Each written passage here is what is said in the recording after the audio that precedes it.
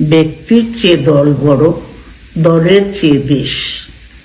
আমি যুক্তরাজ্য থেকে অসুস্থ অবস্থায় আপনাদের আহ্বান জানাতে চাই, এমন কোনো কাজ করবেন না যাতে আপনাদের এত দিনকার সংগ্রাম, আত্মত্যাগ বিফলে যায়।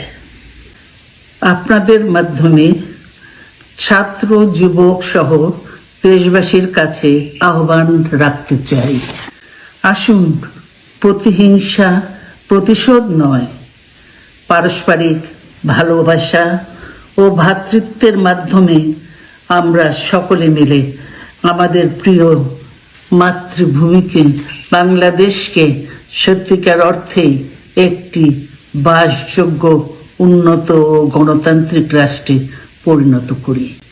আল্লাহ হাফেজ। বাংলাদেশ জিন্দাবাদ।